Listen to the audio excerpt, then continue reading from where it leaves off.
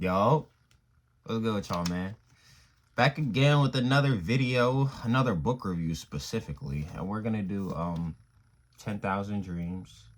And I read this book because recently, in the past, I'll say 3 or 4 months, I've been starting to dream again. I've always been a dreamer, but I don't really remember a lot of my dreams from when I was little, except like the really bad ones. And then I went through this period from like my senior year in high school, like all throughout college, where I can't even really remember a single dream. Like I literally don't think I dreamed for 3 years, and I know the reason why too.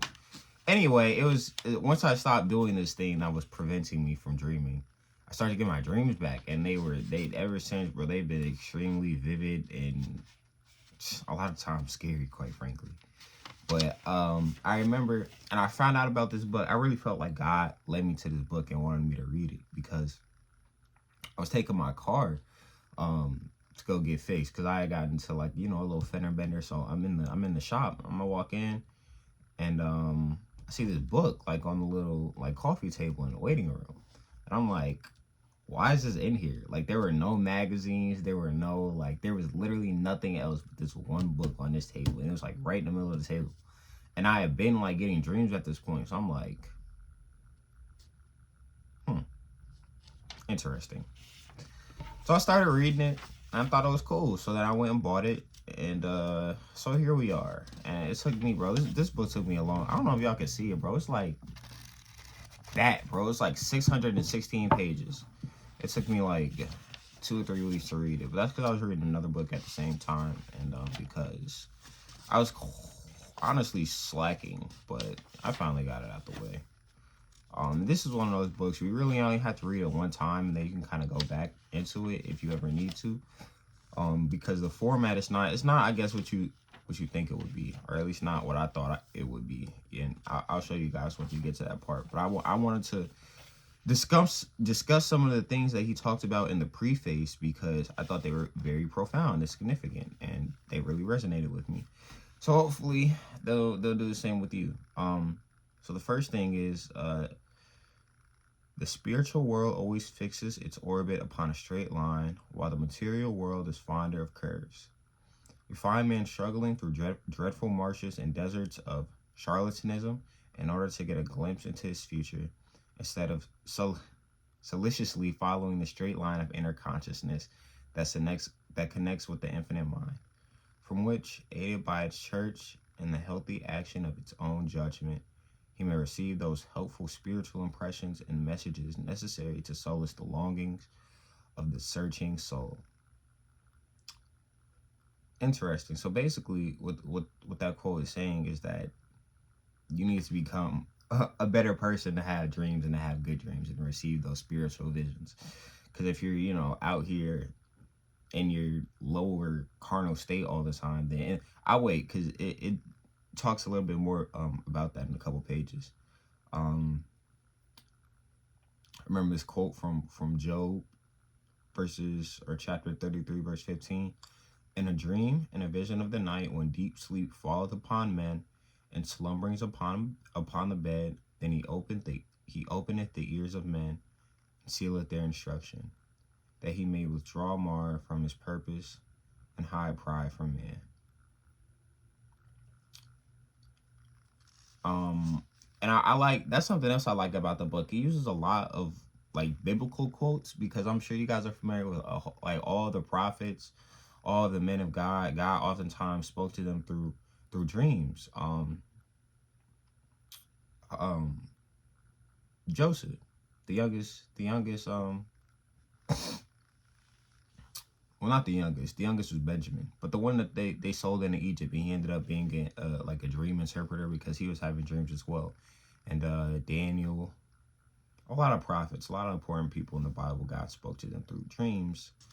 So once I started getting my dreams again, I was like, what do I have to do to keep this going? Like, what do I have to do to continue, receiving these impressions? Even though some of them are bad, even the bad ones can teach you how to react or how to move in life. Those who live active lives exclude spiritual thought and fill their minds with the fascinations of worldly affairs, pleasure, and business dream, and Yeah, let me read that again. Those who live active lives exclude spiritual thought and fill their minds with the fascinations of worldly affairs, pleasure and business. Those dream with less frequency than those who regard objective matters with a lighter concern. The former depend alone upon the voluptuous warmth of the world for contentment. They look to money, the presence of someone, or to other external sources for happiness, and are often disappointed. While the latter, with the just appreciation of temporal wants, depend alone upon the inner consciousness for that peace which passes all carnal understanding. I'm sorry, y'all. It's early in this book. Like, these words are very, like, the words are small, and I be, like, tripping over the sentences. I'm sorry. But anyway, what that quote was basically talking about is how, a lot of people, you know, that's why God talks about giving up the world. And I've noticed that in myself, you know, when I chase other things, when I chase substances or people or some external thing to make me happy, that never really works. It never really works out how you think it will, and it doesn't really bring you happiness. Like, every time I get a new pair of shoes, I'm like, oh, this is gonna make me so happy, and then I'll have them, and I'll be like, you know, they're cool, but I barely even wear them. You know how many shoes I got years ago? I've worn them like 2 or 3 times. Almost forgot about them even being in my closet, man. A man who lives only on the sensual plane will receive his knowledge through the senses and will not, while in that state, receive spiritual impressions or warning dreams. So get out of your carnal state if you're not dreaming. Some people don't dream, I guess. That's, you know, that's fine. But if you are a dreamer and you've like had dreams before, you have like sporadic dreams, you should figure out like, what do I have to do to keep this going? Like, how do I continue to have dreams? Because I'm telling you, bro, when my dreams, man, I be wanting to stay asleep forever. Sometimes I be wanting to wake up. All dreams possess an element of warning or prescience, like importance.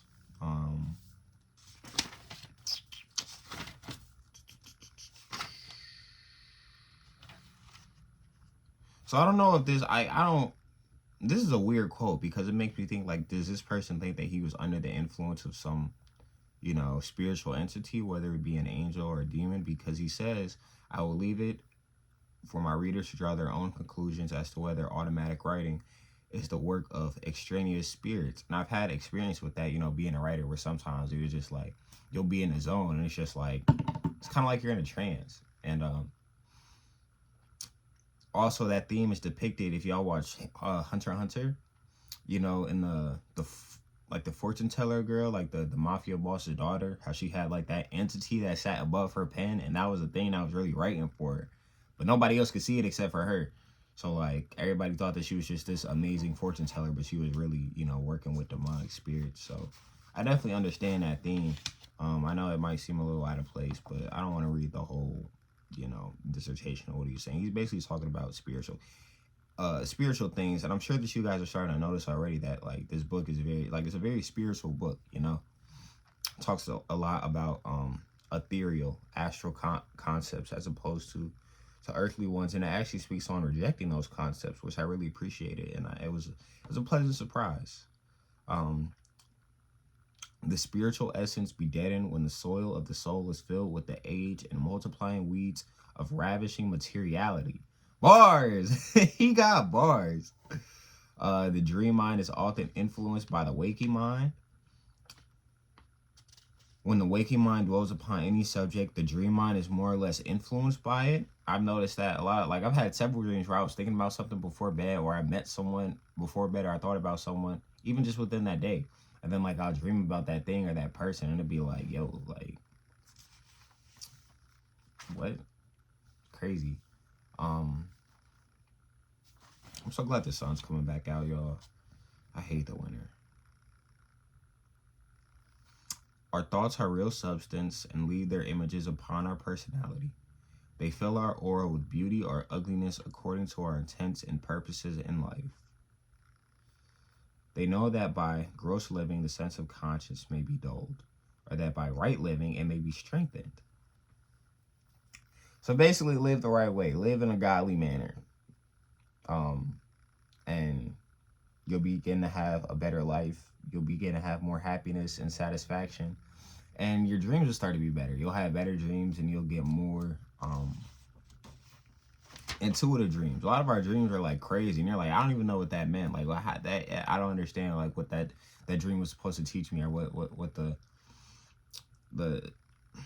inner message or meaning of it is. But as you start to progress in life and on your spiritual journey, you'll start to gain discernments. Now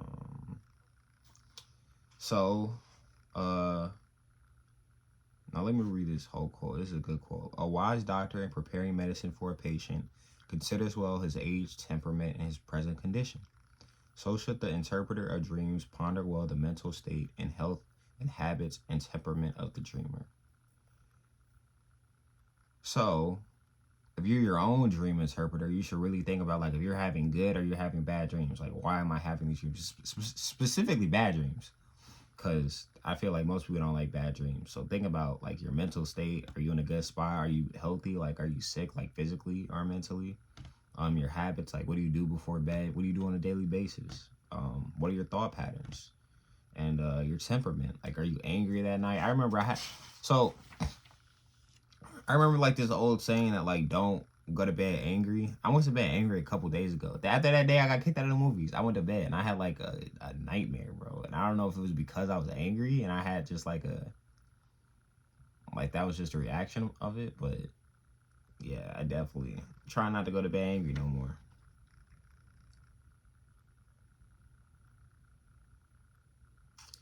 With a soul filled with a conglomeration of virus and filth, why doubt a hell in its counterpart condition, or expect the day or night to bring happiness? So if your soul is filled with virus and filth, negative thoughts, negative actions, then you're probably going to have a bad life. You're probably going to have a bad mental state. You're probably going to be unhappy. So don't fill your soul with filth. Fill it with holy things. Good thoughts and deeds will starve and suppress their activity and create a heaven to supplant them. With this grand and central and eternal truth in view, man should ever think kindly of those about him, control his temper in word and action, seek his own, think the best of thoughts, study to relieve the worthy poor, seek solace in the depth of being, and let gentleness and meekness characterize his life. It's literally what Jesus told us. Then will he sow the seeds of a present and future heaven. His day thoughts and his night thoughts in harmony will point with unerring forecast to a peaceful end.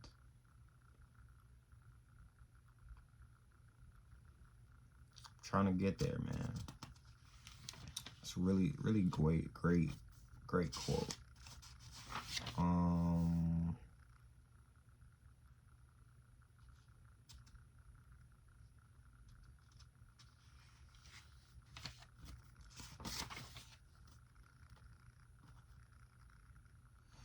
He clings to the pleasures and woes of the material world to the exclusion of spirituality.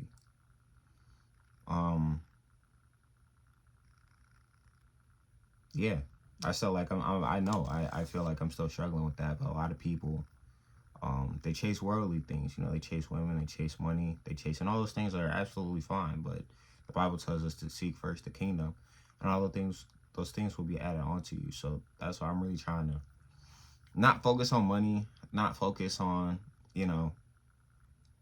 pleasure seeking. That's something that I'm really trying to like make myself understand, to not seek pleasure, to not go after that, to not, because it'll come. I'll have those opportunities to do what I want to do. But anyway, let me read that one more time. He clings to the pleasures and woes of the material world to the exclusion of his spirituality. So you can either be in the spirit or the flesh. The spirit and the flesh are constantly warring against each other, and you want your spirit to win as much as possible. Obviously, we're gonna fall. We're all gonna fall. Especially when you're first starting out, you're gonna struggle with it an immense amount. But at the end of the day, you should never give up. That's why all these TV shows, all these movies, never give up, right? Oh, the sun is already leaving me. Unfortunate. Anyway, so now we'll get into the actual book. And this is why I said, like, it's not going to be that long because... So if you see the book, so it's like, from here on out, it's like, what's in a dream, right? So it's just like, it's basically like a dictionary, kind of, or like an encyclopedia where it's just like, it goes like in alphabetical order of various words and like what their dream meanings are. I don't know if you guys can see, like, should be able to see, right? Like, yeah, it's basically like a big dictionary, you know? So that's why I said, like, it's not really a book that you have to reread, especially not all the way through. So like I said, with me, I took notes on, so what I did was I took notes on the things that I have seen in my dream and like the important things that like I've seen in my own dreams, and I put the page number. So like when and if I dream about those things again, I can go and look them up, or if I dream about something different, I know where to find them because it's the book's in alphabetical order. One thing I will say though is to definitely take this with a grain of salt, because some of them make sense, you know, but some of them are like crazy, like they're like ridiculous. I'm trying to find one where it's like, where did you get this from?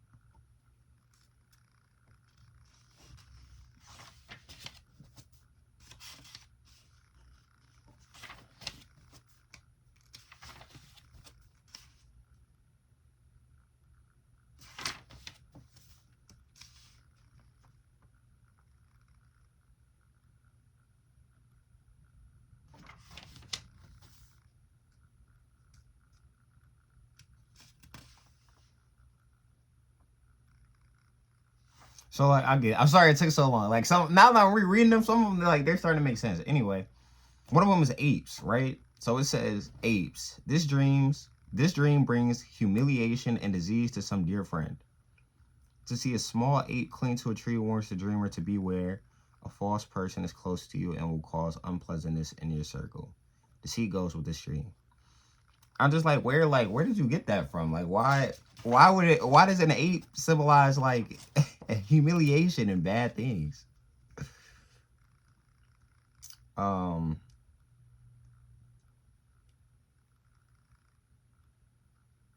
April. To dream of the month of April signifies that much pleasure and profit will be your allotment. If the weather is miserable, it is a sign of passing ill luck. Okay. Oh, here's a good one. Castor oil. Castor oil. To dream of castor oil denotes that you will seek to overthrow a friend who is secretly abetting your advancement. Like, what? Why? Why does castor oil... Why does that... Doesn't make... I don't understand it. I don't understand, like, where he's getting some of these definitions or these interpretations from. Like, what? Castor oil denotes that you will seek to overthrow a friend. Like, I don't... So this is what I'm saying. Like, some of them we got to take with a grain of salt. And maybe you don't. Maybe I'm just missing a point. Maybe y'all can understand it better than I can. But you'll read, like, a lot of these, and you'll be like, what? Like, what? But anyway, this is a good book though. Like, it was a good book. I really liked it. Like I said, I still got all my notes. I really like the biblical and the spiritual perspective that it took, and it placed the amount of significance and importance it placed on that aspect of having dreams and just living a good life in general. But yeah, I think that's about it. I don't really have too much to say. Like I said, I'm not gonna go through every definition with you guys, and then I know like that a lot of us probably don't have the same dream, so there's no point in me really. And my list is kind of long anyway, so I don't even want to do that. But yeah, I just want to expose y'all to the book, give y'all a little in-depth view about what it's about and what you would be in for if you read it. Once again, it's kind of a long book, so I would definitely say to pace yourself and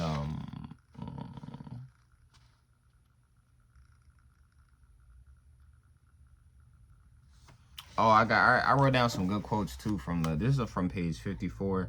To yield is bad. And once again, it was talking about, picking spiritual things over material things. So it said to yield is bad. Evil vampiric spirits are waiting to tempt you. Did not the magicians of Pharaoh rival the men of God? Satan himself disguises himself as an angel of light. So pleasure sensations of the body cause the spirit anguish. The trials of adversity cause the spirit to rejoice. Man, I've been going through so many trials, y'all, bro. Like, it's ridiculous. It's just hit after hit after hit. But still pushing through, man. Anyway, I think that's about it. Appreciate y'all for listening. Like, I know I got a lot of books on Backstock that I need to continue to get out. So those will be out relatively soon. I got a good article planned. I'm trying to get it out this weekend. But, like I said, I've been going through adversity, man. So, but yeah, anyway, by chance.